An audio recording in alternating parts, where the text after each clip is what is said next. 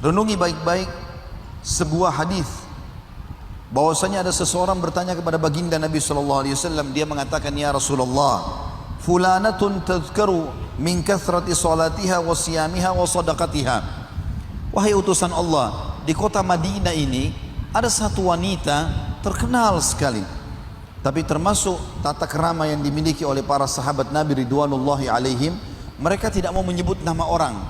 Mereka cuma mengatakan di Madinah ini ada wanita.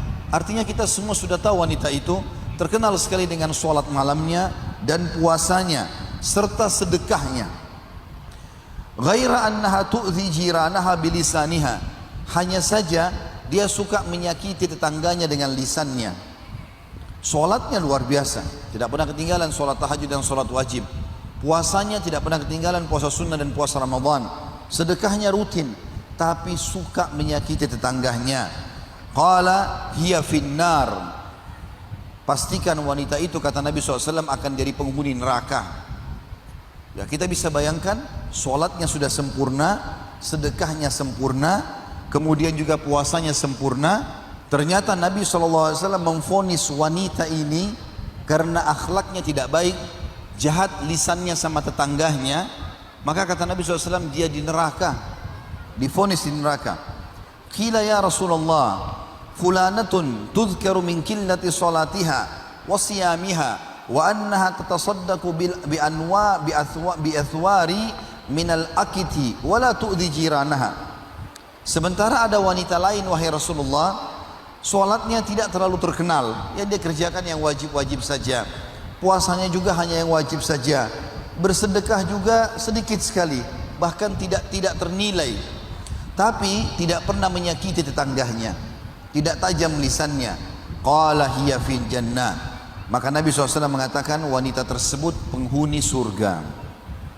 Jadi keliru kalau ada orang berpikir dia sudah sholat di masjid, dia puasa Ramadan, dia melakukan banyak ibadah-ibadah kepada Allah SWT, tapi ternyata dia tidak menjaga sikapnya kepada manusia, lalu dia berpikir jadi penghuni surga. Keliru sekali.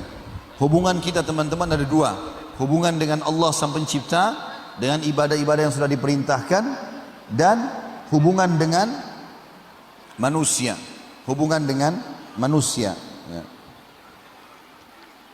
Akhlak ini teman-teman sekalian, kapan hilang dari seseorang, maka dia akan menjadi penghina seseorang itu. Kapan tutur katanya kasar, kapan dia pelit, kapan dia menghina, mencaci, menyakiti orang lain, maka dipastikan akan menjadi penghina dirinya sendiri. Tapi kapan seseorang itu santun, ramah, dermawan, maka dia pasti akan mulia di sisi Allah SWT dan juga di sisi manusia. Para ulama berlumba-lumba memberikan definisi tentang akhlak karena tingginya kedudukannya di sisi Allah Subhanahu wa taala. Maka para ulama berbeda pendapat tentang masalah definisi akhlak itu sendiri. Ali bin Abi Thalib berkata radhiyallahu anhu, akhlak yang baik dan sempurna adalah bila terdapat pada seseorang tiga sifat. Yang pertama, selalu menjauhi yang diharamkan, apapun yang haram, yang syubhat, bahkan makruh ditinggalkan. Maka kita sudah bisa lihat orang itu memiliki satu ciri akhlak yang mulia. Kapan orang itu jauh dari apa yang Allah haramkan, karena semua yang Allah haramkan pasti buruk buat kehidupan kita. Allah larang ghibah, nggak boleh gunjing. Allah larang memfitnah, Allah larang mengambil haknya orang lain, nggak boleh memukul, nggak boleh mencaci maki. Semua itu buruk. Dan Allah Subhanahu wa taala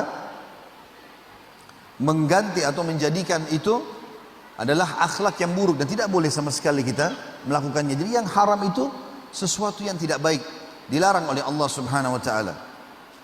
Kemudian yang kedua, kata Ali radhiyallahu anhu, mencari yang halal. Kalau dia hanya mau memakan sesuatu yang berhubungan dengan dia, ya, sesuatu yang berhubungan dengan dia, atau yang halal saja yang memang haknya dia, maka ini juga masuk dalam akhlak yang mulia. Dalam Islam dilarang meminta-minta dan mengemis kecuali dalam keadaan darurat. Kata Nabi SAW, siapa yang membuka pintu mengemis kepada orang-orang, maka Allah akan bukakan baginya pintu kemiskinan. Dan siapa yang membuka pintu kemuliaan, dia mau terima imbalan tapi dengan bekerja, maka Allah bukakan baginya pintu kekayaan. Ada kemuliaan yang Allah SWT berikan dengan pendapatan yang halal. Semua yang haram, syubhat dijauhi. Dan yang ketiga kata beliau, berbuat baik kepada keluarga. Tentu kita disunnahkan berbuat baik kepada semua orang. Tapi kalau dengan keluarga dan kerabat ini punya hak lebih ekstra. Ada seorang sahabat pernah membawa sekantong dirham. Lalu dia mengatakan, ya Rasulullah, saya punya sekantong dirham dan saya ingin sedekahkan.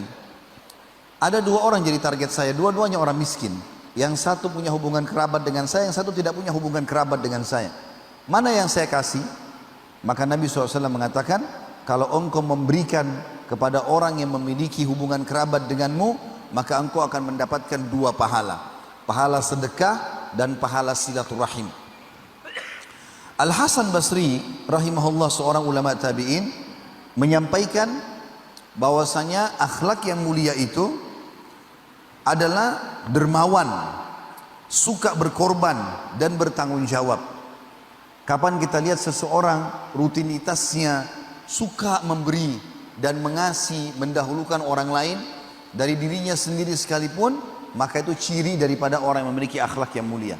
Tapi kapan seseorang perhitungan buat orang lain, selalu kalau diminta pertanyaannya, permintaan orang satu, pertanyaannya bisa 10 sampai 20 dengan penuh dengan kecurigaan, maka ini jauh dari akhlak yang mulia. Dikatakan tentang ciri baginda Nabi SAW, tidak pernah ada yang meminta kepada Nabi SAW kemudian beliau menolaknya. Sampai pernah sekali beliau lagi duduk dan cukup banyak orang yang datang meminta, lalu baginda Nabi SAW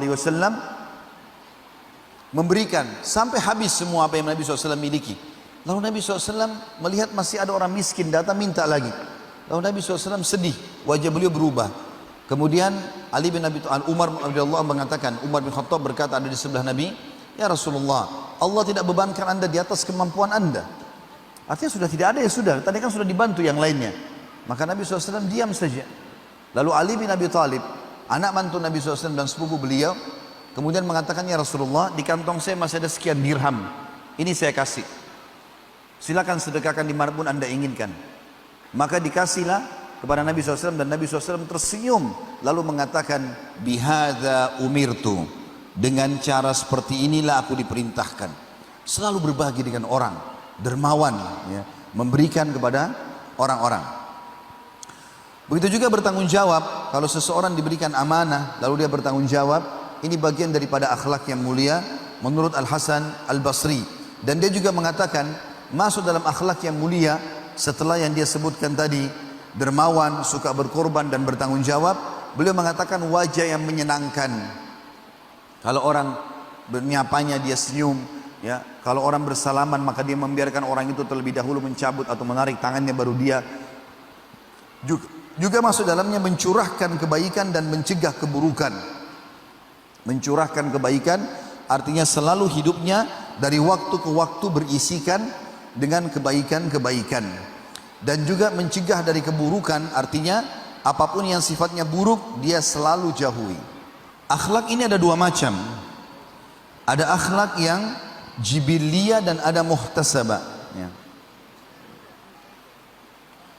Kalau jibili artinya akhlak yang memang baik, yang Allah sudah kasih kita dari kita masih lahir atau sebelum lahir. Jadi kita lahir dalam memiliki akhlak yang baik itu. Dan ini kalau Allah Subhanahu wa taala berikan kepada kita sangat luar biasa, ya. Dan ini bisa terjadi. Ini bisa terjadi. Sebagaimana ada seorang sahabat namanya As'aj Abdul Qais, ya, atau Abdul Qais yang terkenal.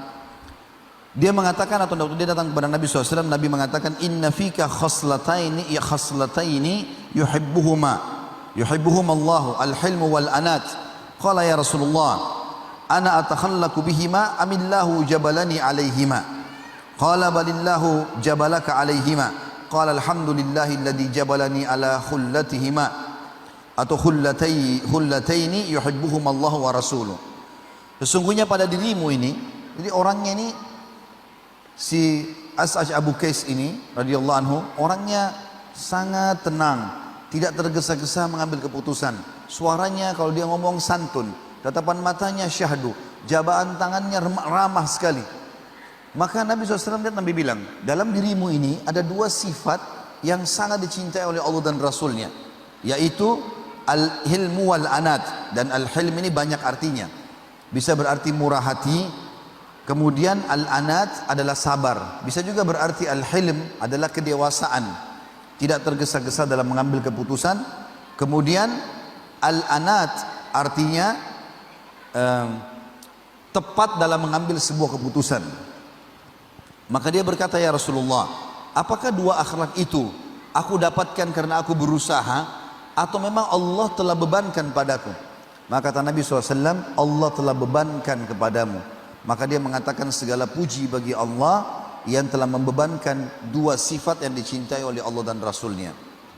Sementara ada juga akhlak yang memang kita harus mencarinya. Artinya kalau kita lahir dalam kondisi alhamdulillah dari kecil kita selalu senyum dengan orang, ramah, ya. Ada orang subhanallah anak-anak dari kecil begitu.